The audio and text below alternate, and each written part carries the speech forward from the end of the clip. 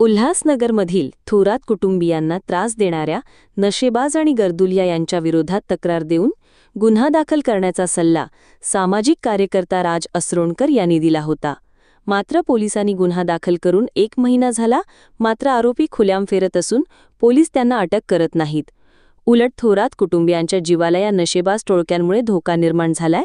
त्यामुळे सामाजिक कार्यकर्ते राज असरोणकर यांनी उल्हासनगरच्या पोलीस उपायुक्तांच्या कार्यालयाच्या ठिकाणी जाऊन थोरात कुटुंबियांची माफी मागितली. उल्हासनगर कॅम्प 4 त्रिवेणीनगर परिसरात थोरात कुटुंब राहत असून 1 महिन्यांपूर्वी काही गांजडी तरुणांनी थोरात कुटुंबावर त्यांच्या घरावर दगडफेक करत त्यांना अर्वाच्य शिवीगाळ करून त्यांच्या घराचा दरवाजा तोडून पसारा झाले होते. त्याच परिसरात सामाजिक कार्यकर्ता राज असरोणकर हे राहत असून त्यांनी थोरात कुटुंबियांना पोलीस ठाण्यात जाऊन गांजडी विरोधात तक्रार द्या असा सल्ला दिला. त्यानंतर थोरात कुटुंबियांनी पोलीस ठाण्यात जाऊन तक्रार दिली. मात्र आज 1 महिना पूर्ण होऊनही पोलिसांनी अद्यापही त्या आरोपींना अटक केलेली नाही. तसेच सदर आरोपी हे त्याच परिसरात ट्रिपल सीट बाईकवर फिरत आहेत. तसेच थोरात कुटुंबियांना धमकी देत आहेत, ज्यामुळे थोरात कुटुंब घाबरले आहेत. थोरात कुटुंबियांना तक्रार करण्यासाठी जे पाठबळ दिलं, पण आता मला त्याचा पश्चाताप होतोय. पोलिसांच्या भरवशावर थोरात कुटुंबियांचा जीव धोक्यात घातला. यासाठी राज असरोणकर यांनी पोलीस उपायुक्त कार्यालयासमोर माफी मागितली आहे. 1 महिन्यापूर्वी ह्या कुटुंबावरती फॅमिली माझ्यासोबत आहे आणि तो फार भयानक पद्धतीचा हल्ला होता. एक दहशत माजवण्याचा प्रयत्न या सगळ्यामधून होता. ती जे आरोपी आहेत ते आपल्याला वयाने जरी लहान दिसत असले तरी ते फार खतरनाक आणि लोकांवरती कोणावरही जीव घेणं कुठल्याही वेळेला हल्ला करतील अशा प्रकारचे लोक आहेत आणि त्यामुळे त्यांना धडा शिकवणं गरजेचं होतं.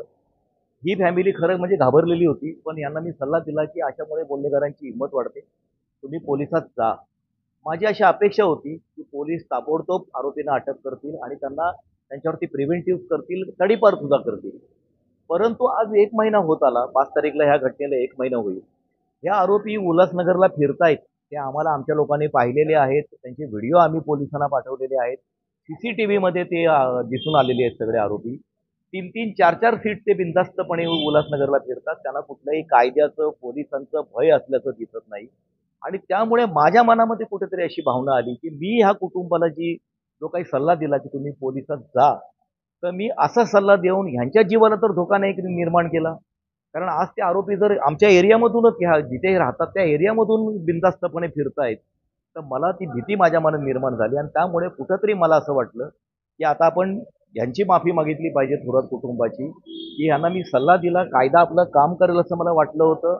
पण ह्या आरोपी सापडून आलेले नाहीत अजूनपर्यंत आणि ह्यांच्या जीवावरती जी टांगती तलवार आहे ती तशीच कायम आहे आणि त्यामुळे ह्या कुटुंबाची माफी मागावी हे माझ्या डोक्यामध्ये आलं आणि ती माफी DCP ऑफिस समोर जाऊन मागितली पाहिजे असा माझा प्रयत्न होता. आणि काल जेव्हा मी DCPच्या कानावर हा विषय टाकला तर त्यांनी आज भेटायला बोलावलं होतं. पण त्यांनी बोलावलं, त्यांनी त्यांचे प्रयत्न सांगितले, पोलीस काय करतात ते सगळं त्यांनी सांगितलं. परंतु त्याच्यामुळे ह्यांच्या जीवाचा धोका टळलेला आहे असं मला कुठेही एक सामान्य नागरिक म्हणून, सामाजिक कार्यकर्ता म्हणून दिसत नाही. त्यामुळे मी थोरात कुटुंबाची माफी मागण्यावरती ठाम आहे.